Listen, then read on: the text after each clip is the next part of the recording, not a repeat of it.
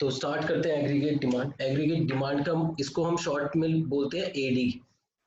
ठीक है, एडी का मतलब क्या, हमने 11th क्लास में डिमांड का मतलब पढ़ा था। डिमांड का मतलब क्या होता है, डिमांड का मतलब था quantity which a consumer willing to purchase or ready to purchase at different price levels। तो वो क्या हो जाएगी, क्वांटिटी हमारी डिमांड हो जाएगी।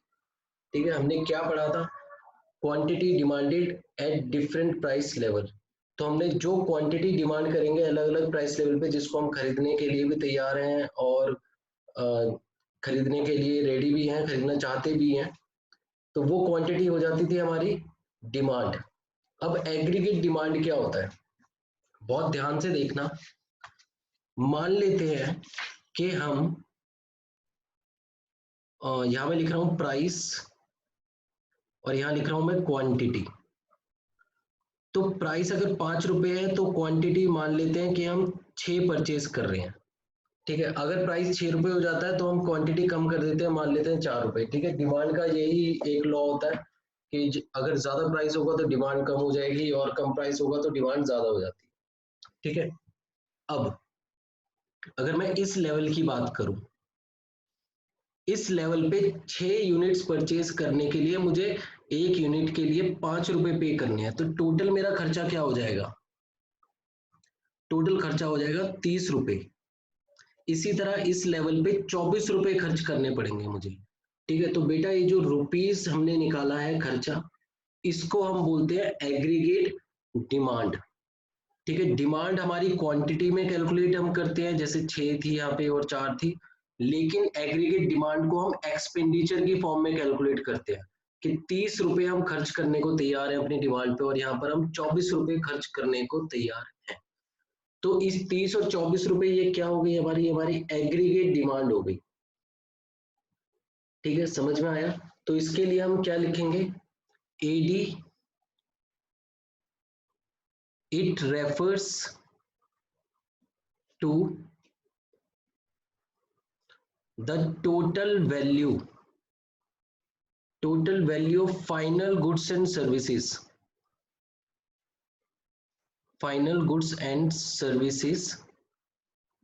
which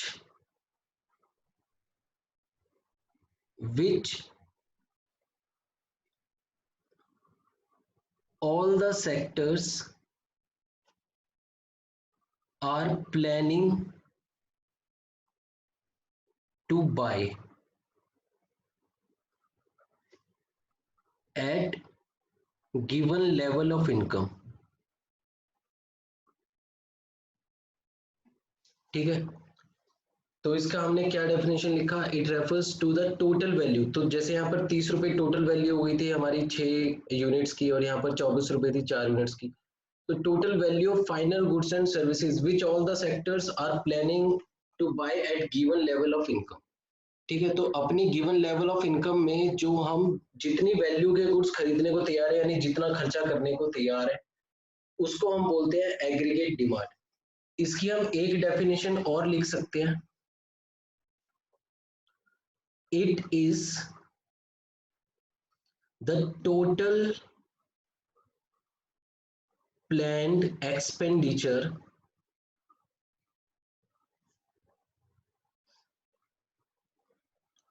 on the consumption of final goods and services। ठीक है, तो सेकंड डेफिनेशन इसकी हम क्या बोल सकते हैं कि ये टोटल प्लान्ड एक्सपेंडिचर है जो हम फाइनल गुड्स एंड सर्विसेज पे करने को तैयार है। ठीक है, तो दोनों डेफिनेशन बिल्कुल ठीक है, कोई भी इनमें डिफरेंस नहीं है।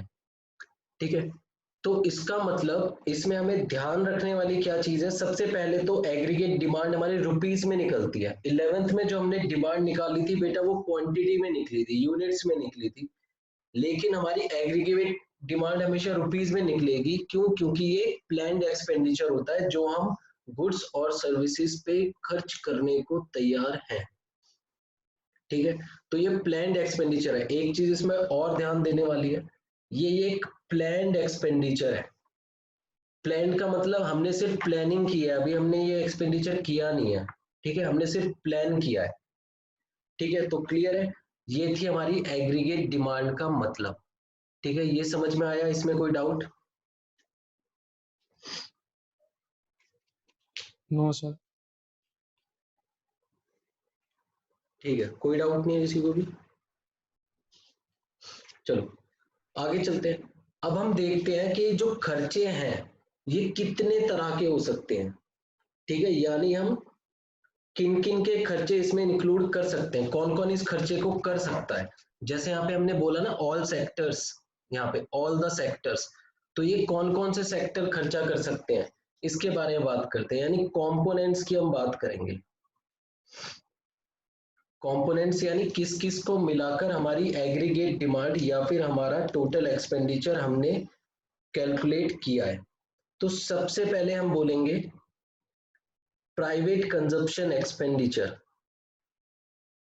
ये हमने पहले भी पढ़ा हुआ है, ये हमने नेशनल इनकम के मेथड्स में इसको पढ़ा हुआ है।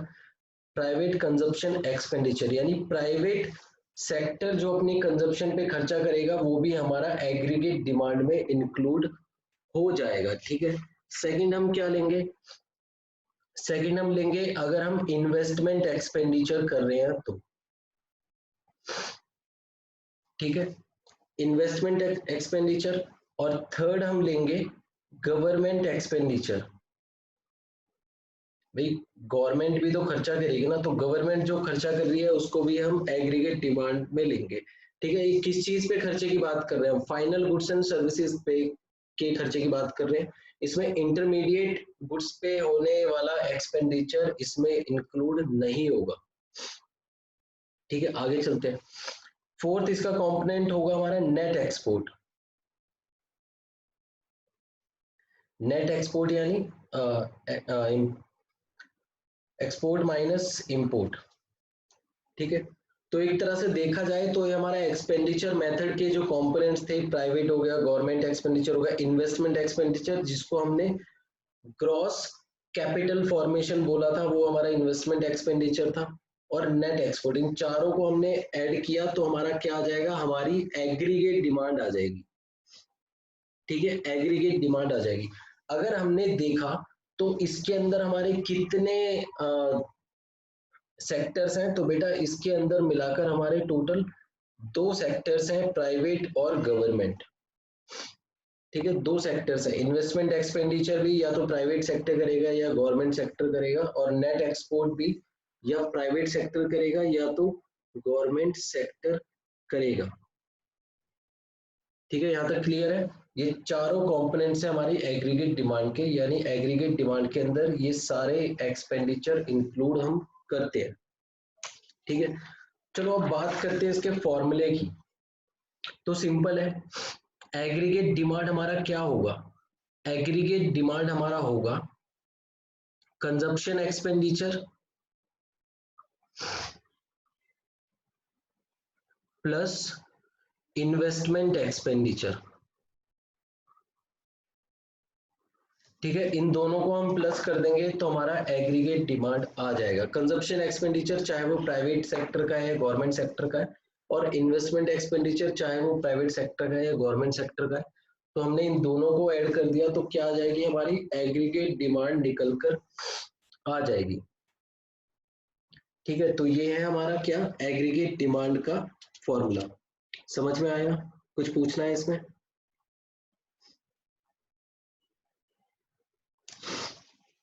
बोलो। No sir. अच्छा, कुछ नहीं पूछा, ठीक है। अब मुझे एक चीज और बताओ बेटा, जो हमारा एग्रीगेट डिमांड है, क्या मुझे बता सकते हो कि मैक्सिमम हम कितना खर्चा कर सकते हैं अपनी डिमांड के लिए, यानी जो हमारा एक्सपेंडिचर है वो मैक्सिमम कितना हो सकता है, बोलो मैक्सिमम कितना हो सकता है एग्रीगेट डिमांड?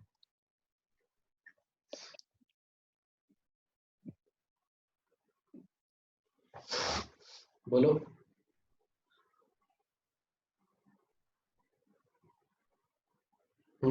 अगर हम किसी के खर्चा करने की लिमिट को जज करें तो वो मैक्सिमम कितना खर्चा कर सकता है। एग्रीगेट डिमांड क्या है, हमारा एक्सपेंडिचर है, कंजप्शन एक्सपेंडिचर और इन्वेस्टमेंट एक्सपेंडिचर, ये दोनों हमारे एग्रीगेट डिमांड में प्लस होते हैं। मुझे बताओ हम मैक्सिमम कितनी एग्रीगेट डिमांड कर सकते हैं, यानी मैक्सिमम हम कितना खर्चा कर सकते हैं, बोलो जल्दी से। बजट के अकॉर्डिंग कर सकते हैं। बजट के अकॉर्डिंग कर सकते हैं, ये हमने पढ़ा हुआ है 11th क्लास में बजट में, ठीक है। और हमारा मैक्सिमम बजट कितना हो सकता है? पर जो हमारी मैक्सिमम इनकम होती है। हाँ बिल्कुल ठीक है, हमारी इनकम के इक्वल हमारा बजट होगा मैक्सिमम बजट, और इसीलिए हम उतना ही खर्चा कर पाएंगे जितनी हमारी इनकम होगी। इसीलिए एग्रीगेट डिमांड कभी भी इनकम से ज्यादा नहीं हो सकती, या तो ये कम होगी इनकम से या फिर ये इक्वल होगी इनकम के, ठीक है। और इनकम को हम वाई से डिनोट करते हैं, ठीक है। इनकम को हमेशा हम वाई से डिनोट करेंगे, ठीक है। और इनकम को हम एग्रीगेट सप्लाई भी बोलते हैं, ठीक है। इनकम को हम एएस यानी एग्रीगेट सप्लाई भी बोलते हैं, तो ये चीज हमेशा ध्यान रखना। इनकम को मैं वाई से भी डिनोट कर सकता हूँ और इनकम को हम एग्रीगेट सप्लाई से भी डिनोट कर सकते हैं। सर एग्रीगेट सप्लाई क्यों बोलेंगे इनकम को? बेटा इनकम हमारी कितनी होगी, जितनी हम सप्लाई करेंगे, तो मैक्सिमम सप्लाई कितनी हो सकती है, जितनी इनकम होगी, ठीक है।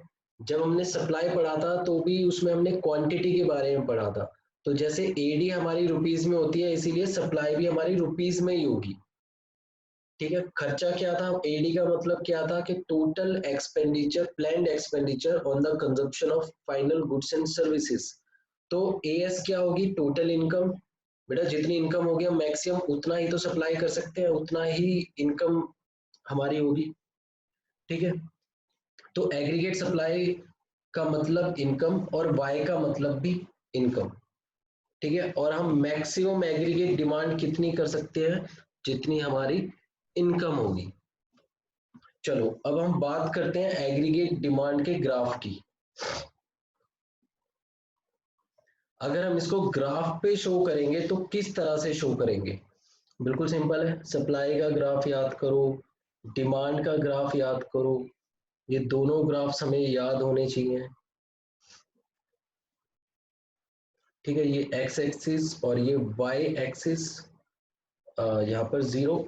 हम बेस में क्या लेंगे, बेस में हम लेंगे इनकम, इनकम या फिर वाई, वाई लिख सकते हैं इसको। और यहाँ पर लेंगे हम सी प्लस आई। सी प्लस आई क्या था हमारा, ये रहा सी प्लस आई। कंजप्शन को हमने सी बोला और इन्वेस्टमेंट को हमने आई बोला, तो यानी ये हमारा एग्रीगेट डिमांड है, इक्वल्स टू एडी, ठीक है। तो इसके ग्राफ के बारे में मैं थोड़े टाइम बाद बात करूंगा, ये बस मैंने यहाँ पर इसको छोड़ दिया है। चलो अब कुछ और चीजों के बारे में डिस्कस करते हैं।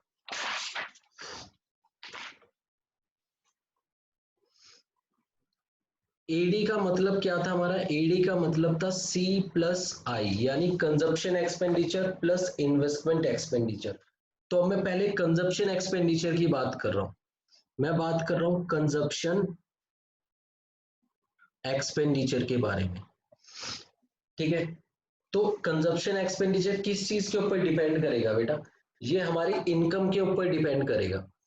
हमारी इनकम जितनी ज्यादा होगी हम कंजप्शन के लिए उतना ज्यादा खर्च करेंगे, ठीक है। अगर हमारी इनकम ज्यादा होगी, जैसे इनकम को हम वाई बोल रहे हैं, वाई हमारी ज्यादा होगी तो कंजप्शन भी ज्यादा होगी। इनकम हमारी कम हो जाएगी तो कंजप्शन भी हमारी कम हो जाएगी, ठीक है। तो मैं इन दोनों के रिलेशनशिप के बारे में बात कर रहा हूं। मान लेते हैं कि मेरी इनकम, इनकम का मतलब वाई, और यहाँ पे है मेरा कंजप्शन। अब मुझे बताओ अगर मेरी इनकम जीरो है तो मेरी कंजप्शन कितनी होगी, बोलो।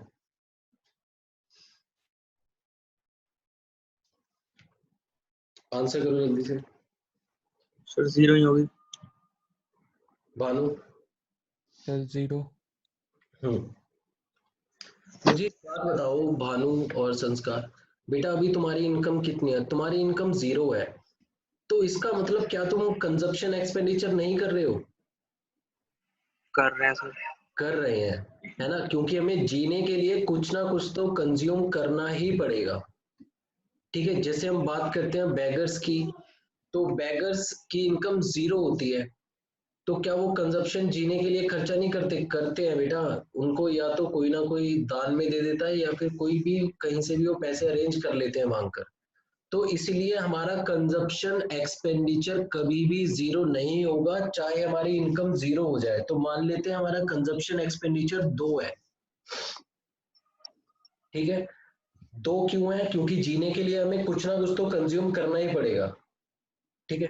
अब हमारी इनकम इंक्रीज हो गई, 1 हो गई, तो मुझे बताओ क्या कंजप्शन हमारा उतना ही रहेगा? नहीं, अब कंजप्शन हमारा इंक्रीज हो जाएगा और इसको मान लेते हैं कि ये हमारा 3 हो गया, ठीक है। और बढ़ाते हैं, अब इनकम हमारी 5 हो गई, यहाँ पे मान लेते हैं कंजप्शन एक्सपेंडिचर हमारा 6 हो गया, ठीक है। अब हम बोलते हैं कि इनकम यहाँ पे हमारी 10 हो गई और यहाँ पर हमारा कंजप्शन एक्सपेंडिचर 10 हो गया, फिर इनकम 15 हो गई और यहाँ पर कंजप्शन एक्सपेंडिचर हमारा 12 हो गया, ठीक है। समझ में आ रहा है? जैसे जैसे हमारी इनकम इंक्रीज होती जा रही है, हमारा कंजप्शन एक्सपेंडिचर भी इंक्रीज होता जा रहा है, ठीक है। और एक स्टेज ऐसी थी जहां पर हमारा कंजप्शन एक्सपेंडिचर हमारी इनकम के बिल्कुल इक्वल हो गया, ठीक है। एक स्टेज ऐसी थी जहां पर हमारा कंजप्शन का एक्सपेंडिचर इनकम के इक्वल हो गया, ठीक है। फिर उसके बाद हमारी इनकम ज्यादा हो गई और एक्सपेंडिचर हमारा कम हो गया। समझ में आया? बिल्कुल। तो इस चीज में हमने यस सर। इस चीज में हमने सीखा कि चाहे हमारी इनकम 0 हो जाए, कंजप्शन कभी भी 0 नहीं होगी, और अगर हमारी इनकम इंक्रीज होगी तो कंजप्शन भी इंक्रीज हो जाएगी, ठीक है। फिर एक टाइम ऐसा आएगा जहां पर कंजप्शन और इनकम दोनों इक्वल होंगे, फिर उसके बाद इनकम ज्यादा होगी और कंजप्शन हमारी इनकम से कम हो जाएगी, ठीक है। अच्छा, अब जो हमारी कंजप्शन 0 लेवल ऑफ इनकम पे होती है उसको हम क्या बोलते हैं? उसको बोलते हैं हम ऑटोनॉमस कंजप्शन। इसको क्या बोलते हैं? Autonomous consumption.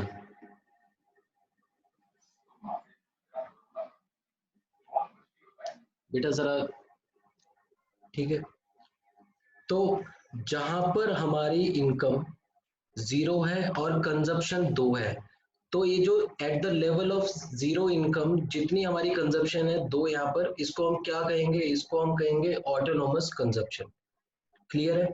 तो ऑटोनॉमस कंजप्शन का मतलब क्या हुआ? It is the expenditure on consumption at the 0 level of income, जहां पर हम कुछ भी नहीं कमा रहे हैं लेकिन खर्चा कर रहे हैं, तो जितना खर्चा करेंगे उस लेवल पे 0 लेवल ऑफ इनकम पर, वो हमारी ऑटोनॉमस कंजप्शन हो जाएगी, ठीक है। समझ में आया?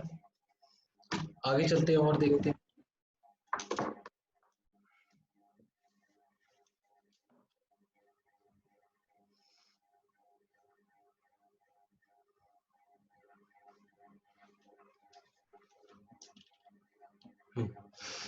चलो, तो इसका मतलब यहाँ पर हमारी कंजप्शन ऑटोनोमस कंजप्शन है, इसके बाद इंक्रीज होने लग गई। अब मुझे बताओ, 0 जहां पर इनकम थी वहां पे हमारी कंजप्शन 2 है, लेकिन जहां पर हमारी इनकम 1 हो गई वहां पर कंजप्शन 3 हो गई।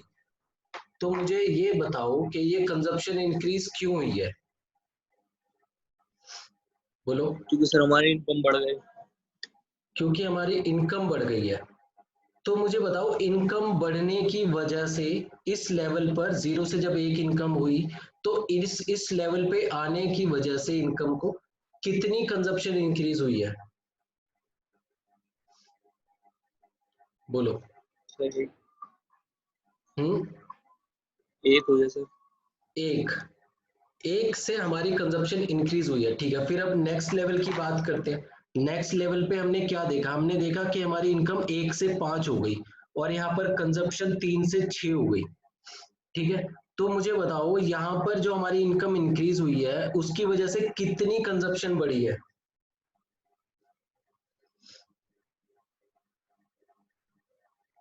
बोलो। इनकम 1 से 5 हो गई और कंजप्शन 3 से 6 हो गई, तो अब चेंज इन कंजप्शन कितना आया? अब हमारा चेंज इन कंजप्शन आया 3 रुपए, ठीक है। तो इसका मतलब कुछ कंजप्शन ऐसी होगी जो इनकम पे डिपेंड नहीं करेगी, चाहे इनकम 0 है फिर भी 2 रुपए देखो यहाँ पे कंजप्शन है, तो ये जो ऑटोनोमस कंजप्शन है ये इनकम पे बेस्ड नहीं है।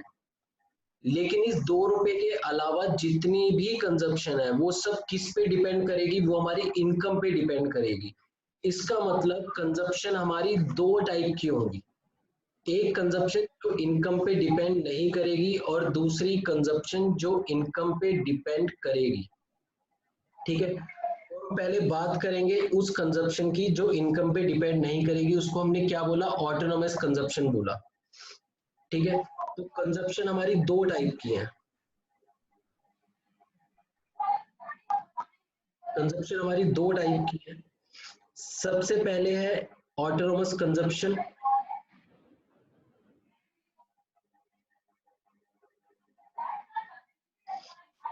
ठीक है, और सेकंड हमारी होगी इंड्यूस्ड कंजप्शन।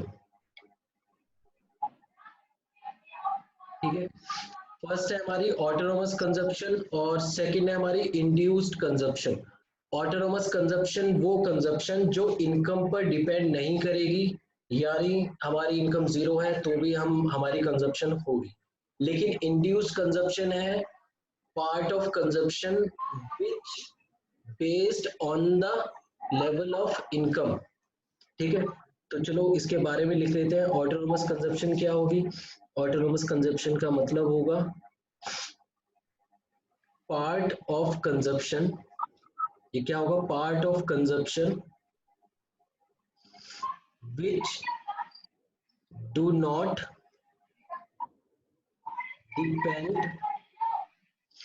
और बेस्ड ऑन इनकम। ठीक है, तो ऑटोनोमस कंजप्शन क्या होगी, वो कंजप्शन होगी जो हमारे इनकम के लेवल पे डिपेंड नहीं करेगी, यानी इनकम 0 होगी फिर भी हम कंज्यूम करेंगे ही करेंगे। अब बात करते हैं इंड्यूस्ड कंजप्शन की। ठीक है, इंड्यूस्ड कंजप्शन क्या होगी, पार्ट ऑफ कंजप्शन